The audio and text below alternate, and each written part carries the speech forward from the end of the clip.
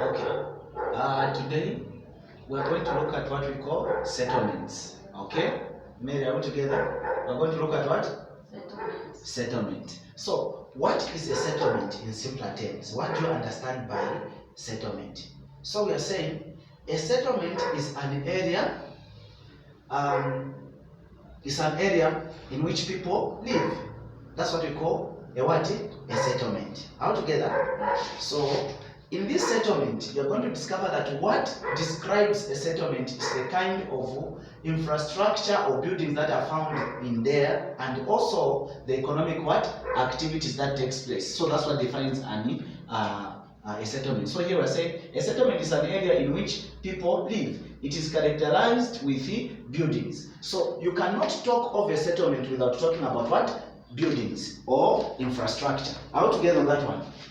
Now, coming down, we must understand the types of settlements that we have. Most students that I've taught so far have come to discover that they've got issues to do with the types of settlements and the settlement pattern, which is totally different. I will show you the patterns of settlements, but not types of what? Settlement. So you have to understand that. So the major types of settlements that we have, there are only two. We have got what we call rural settlements and urban settlement. When we are talking about rural settlement, we are talking about a settlement that is found in rural areas. What are rural areas? We are talking about villages. Okay? So best example of a rural area is a village. So you find that the kind of buildings, infrastructure, economic activities that are found in those areas, they are totally different with those found in urban areas. What is an urban area now? Since we've looked at rural settlement. So I'm saying a rural settlement is a settlement that describes infrastructure, economic activities that are found where? In rural areas. What are these rural areas? I said they are villages. Okay. Now, let's come to urban settlement. Urban settlement simply means a type of settlement that is found in towns or cities. Okay, a city is different from a rural area.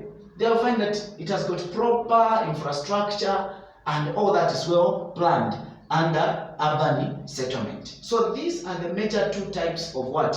Of settlements, rural and urban.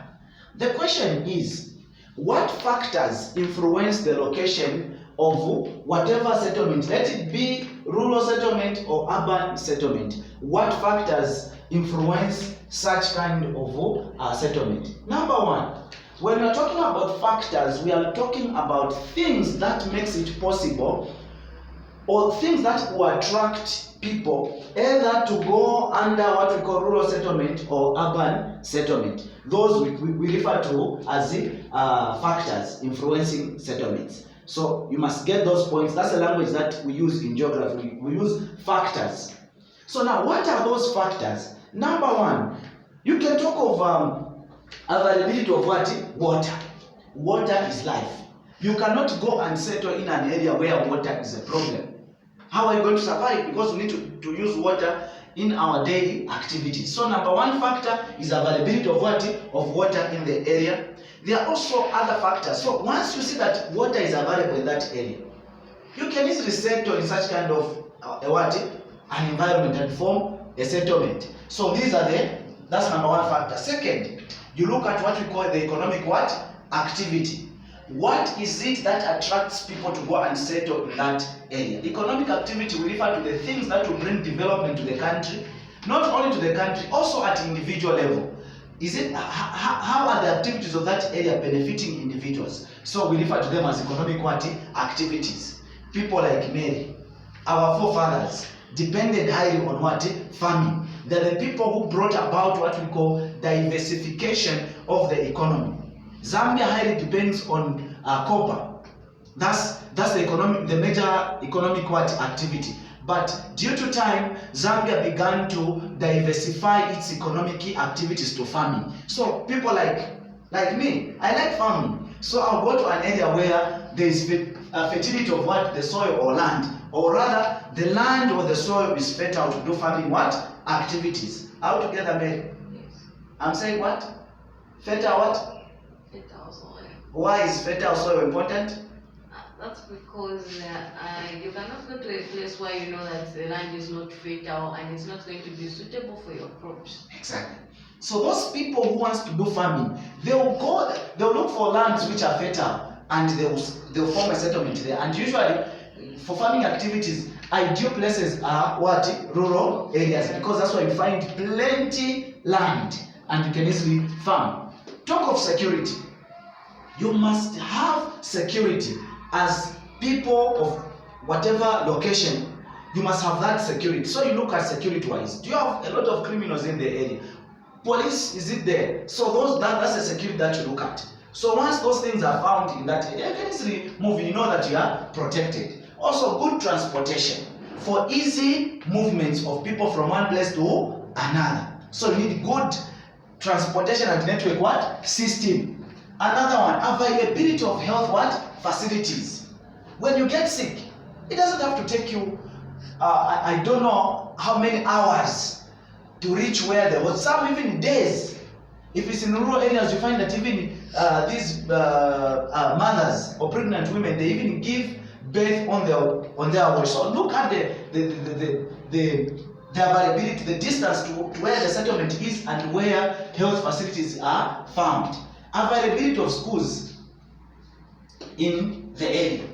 Lusaka is highly populated because Lusaka has got a number of schools. And when I talk about schools, I don't just mean these schools where you go from grade 1 to 12. I mean schools is a general term which includes grade 12, universities, colleges, all those, name them. We have a lot of them in Lusaka. And as a result, you will find that Lusaka each and every day is getting what?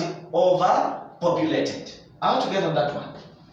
The last one, economic. I think I mentioned of economic activities. I said these are activities that brings what?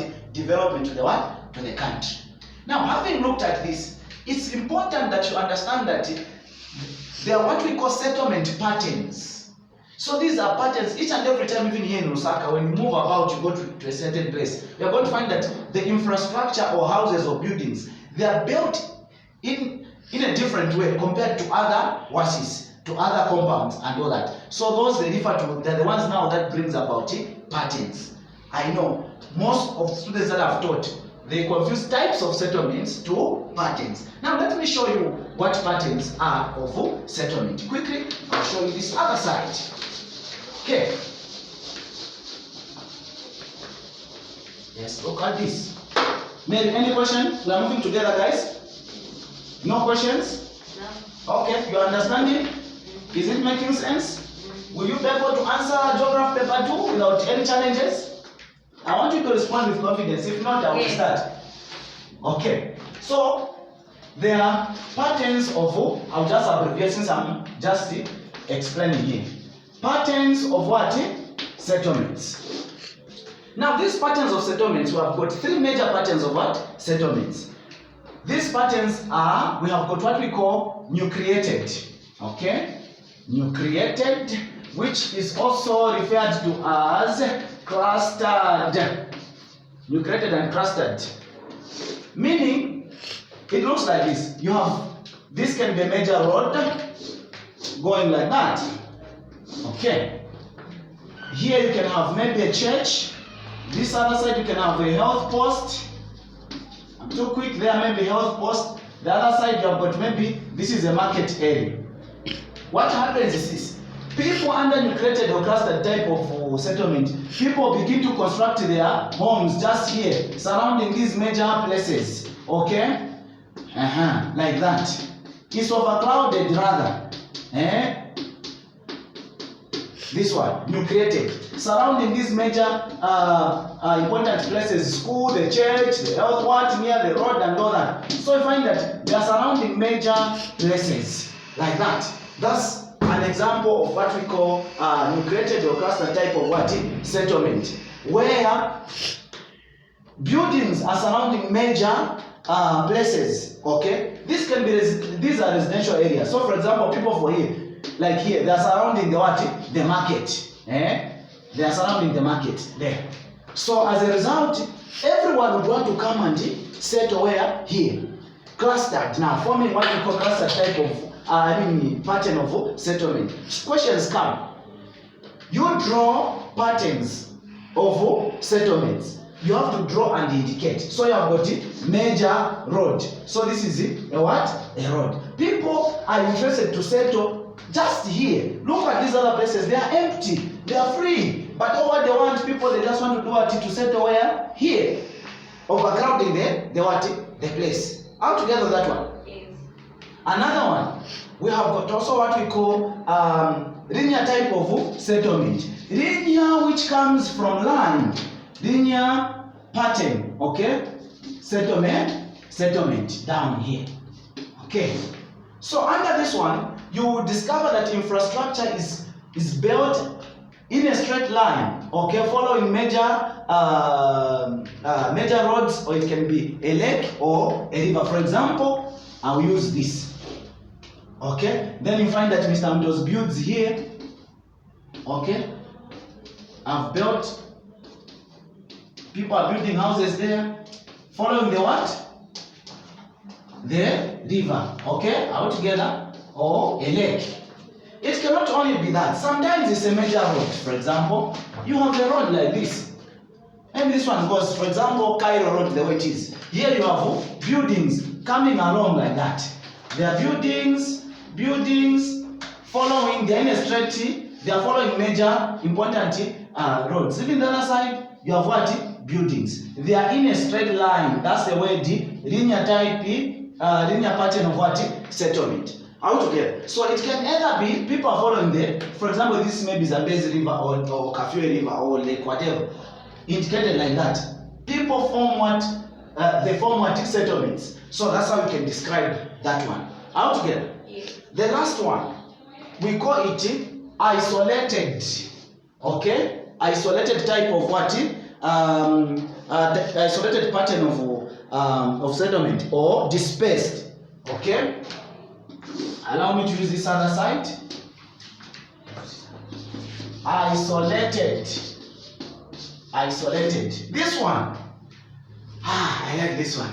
This one you have free space. And this one, the isolated pattern of settlement is highly related to rural type of what? Settlement. So you have the major road like this, okay? Maybe you are moving from here, going to your village. I don't know the name of your village. So from here, you find one settlement. It's here. From this settlement, you move a distance. There you're going to find another settlement. You move a distance, going. There you find another settlement. So in short, you are going to find that infrastructure or buildings are far apart. Altogether, they're not clustered together. That's the difference that you begin to make under isolated or dispersed pattern of what? Settlement. Quick recap. Those three. I'm starting from here. You created type of settlement, pattern of settlement. This is where you find that infrastructures or buildings are close to each other, surrounding major or important places, such as roads, markets, schools, and all that. Okay? So they are clustered together, close together like that. Linear pattern of settlement. This is why you find that infrastructures or buildings are constructed or built along important roads, lakes, or rivers. Example, Cairo Road. Even here where we are, you can see that there's a tarmac here. Just nearby, there's a tarmac. There are buildings the other side. Across, there's another tarmac, just like that.